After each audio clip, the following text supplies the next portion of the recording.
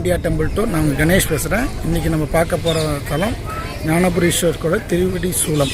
தேவார பாடல் பெற்ற தொண்ட மண்டலத்தில் 27வது தலமும், தேவார பாடல் பெற்ற 276 தலங்களில் 260வது தலமும் ஆகும். இது திருஞான சம்பந்தரால் பாடப்பட்ட ஸ்தலம். வாங்க கோயிலுக்கு போகலாம். இக்கோயில் செல்லும் வழி செங்கல்பட்டிலிருந்து திருப்போரூர் போகும் சாலையில் வழியில் சுமார் 9 கிலோமீட்டர் தொலைவில் இந்த சிவஸ்தலம் உள்ளது. திருவடி சூலம் பேருந்து நிறுத்தத்திலிருந்து சுமார் 1 கிலோமீட்டர் தூரத்தில் ஆலயம் உள்ளது. சிங்கப்பெருமாள் கோயில் வழியாகவும் இத்தலத்திற்கு நாம் செல்லலாம். இறைவன் பெயர் ஞானபுரீஸ்வரர் இடைசுரநாதர். இரவி கோவர்த்தனாம்பிகை இமய மடக்கொடி அம்மை. தல விருட்சம் வில்வம். தல தீர்த்தம் மதுரா தீர்த்தம். புராண பெயர் திரு இடைச்சுரம். ஊர் திருவடி சூலம். பாடியவர் திருஞான சம்பந்தர். தேவார பாடப்பட்ட தொண்டை நாட்டு தலங்கள் 27வது தலமாகும். தேவார தலங்கள் 276, இத்தலம் 260வது தலமாகும். இத்தலமானது பாதுகாக்கப்பட்ட வனப்பகுதியில் பல மலைக்குன்றுகளுக்கு இடையே உள்ளது. செல்லும் வழியெல்லாம் அழகிய வயல்வெளிகளும் மரங்களும் பார்ப்பதற்கு கண்களுக்கு மிகவும் குளிர்ச்சியாக உள்ளது. இக்கோயிலுக்கு தற்காலத்தில் எழுப்பப்பட்ட ராஜகோபுரம் உள்ளது. கோபுரத்தின் வெளியே இடதுபுறத்தில் வரசித்தி விநாயகர் கோயில் இருக்கிறார். அவரை தரிசித்துவிட்டு நாம் கோபுரத்தின் உள்ளே சென்றால் விசாலமான வெளிப்பிரகாரத்தை நாம் காணலாம். அங்கே வலம்புரி விநாயகரை நாம் தரிசனம் செய்துவிட்டு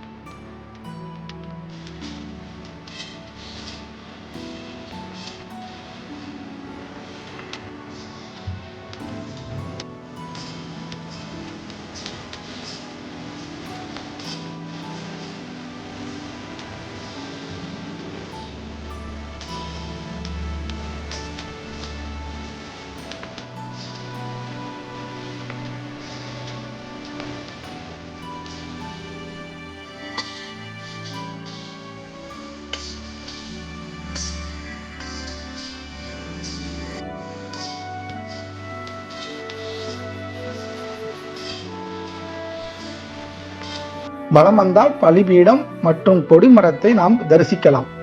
அருகிலேயே பிரம்மாண்டேஸ்வர சன்னதியை நாம் காணலாம். அருகில் வேப்பம், அரச, வில்வ மரங்கள் ஒன்றாக வளர்ந்திருப்பதை நாம் காணலாம். இடதுபுறத்தில் சுப்பிரமணிய வள்ளி தெய்வானையோடு கிழக்கு நோக்கி அருள் தருகிறார்.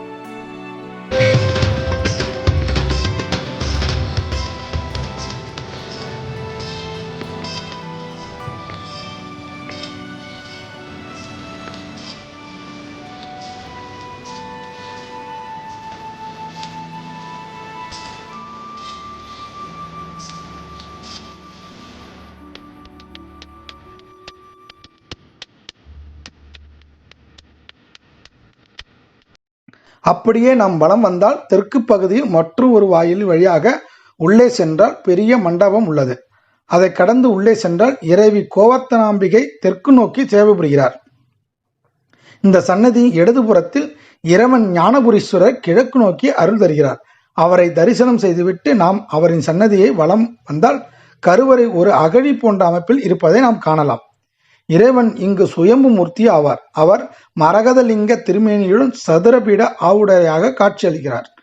சிவலிங்க மேனிக்கு தீபாராதனை காட்டும்போது அவ்வொளியானது பிரகாசமாக லிங்கமனத்தில் தெரிகிறது. பார்ப்பதற்கே கண்கொள்ளா காட்சியாக இருக்கிறது. அம்பாள் பசு வடிவில் வந்து பால் சொரிந்து இறைவனை வழிபட்ட தலம். ஆதலால் இரவி கோவர்த்தனாம்பிகை என்று அழைக்கப்படுகிறார். பெரும்பாலும் மற்ற தலங்களில் அம்பாள் கால் இரண்டையும் ஒன்றாக நேராக வைத்திருப்பார். ஆனால் இங்கே அவர் இடது காலை முன்னரும் வலது காலை பின்னரும் நடப்பது போல் வைத்துள்ளார். ஏனென்றால் திருஞான சம்பந்தரை காண இறைவன் புறப்படும் பொழுது தானும் வருவதாக தாயார் கூறினார். அதற்கு இறைவன் தான் வேறு வேடம் பூண்டு சம்பந்தரை காணப்போவதாகவும், நீ அவனை பிறக்கும்போது அவனுக்கு ஞானப்பால் புகட்டியவள், தாயே தெரியாத குழந்தை இந்த உலகத்தில் இருப்பதில்லை, எனவே நீ வரவேண்டாம் என்று கூறினார்.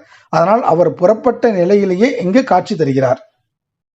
தல வரலாறு என்று நாம் பார்க்கும்பொழுது திருஞான சம்பந்தர் தனது சிவஸ்தல யாத்திரையின் போது இவ்வழியே வந்து கொண்டிருந்தார். நீண்ட தூரம் நடந்து வந்தாலும் வெயில் கடுமையால் அவர் மிகவும் களைப்படைந்திருந்தார். அதோடு பசியும் அவரை வாட்ட ஒரு மரத்தடியில் அமர்ந்திருந்தார். அப்பொழுது ஒரு இடையன் அங்கு வந்தான். பசியோடு உள்ள சம்பந்தரை பார்த்து அவன் தன்னிடம் இருந்த தயிரை பருக கொடுத்தான். தயிரை பருகி களைப்பு நீங்கி சம்பந்தரை பார்த்து இடையன் அவர் யார் என்று வினவினான். தனது சிவஸ்தல யாத்திரையை பற்றி கூறிய சம்பந்தரிடம் இடையன் அருகிலுள்ள வனத்தில் ஒரு சிவன் இருப்பதை பற்றி கூறினான். இடையன் மூலமாக பசியாறிய சம்பந்தர் அவரது அழைப்பை தட்ட முடியாமல் அவனை பின்தொடர்ந்து சென்றார். வழியில் ஒரு குளக்கரையில் நின்ற இடையன் சம்பந்தரை பார்த்து புன்னகைத்துவிட்டு மறைந்து விட்டான். திகைப்படைந்த சம்பந்தர் சிவபெருமானை வேண்ட சிவன் அவருக்கு காட்சியளித்து தானே இடையன் வடிவில் வந்து அருள் புரிந்ததை கூறினார். இடையனாக வந்து இடையிலேயே விட்டுவிட்டு சென்றதால் இறைவனை இடைச்சுரநாதர் என்று அழைத்து பதிகம் பாடினார் சம்பந்தர். சிவன் மறைந்த குளக்கரை காட்சி குளம் என்ற பெயரில் தற்போது இருக்கிறது. இத்தல இறைவனின் திருமேனி வண்ணம் கண்டு அதிசயித்து தன் பதிகத்தின் ஒவ்வொரு பாடலின் இறுதியிலும் இடைச்சுரமேவிய இவர் வண்ணம் என்னே என்று பாடியுள்ளார். சேக்கிழார் தன்னுடைய பெரிய புராணத்தில் இத்தல இறைவனை அழகு மிகுந்தவர் என்று குறிப்பிட்டுள்ளார். இக்கோயில் திறந்திருக்கும் நேரம் காலை 8 முதல் 12 மணி வரை, மாலை 4 முதல் 7 மணி வரை.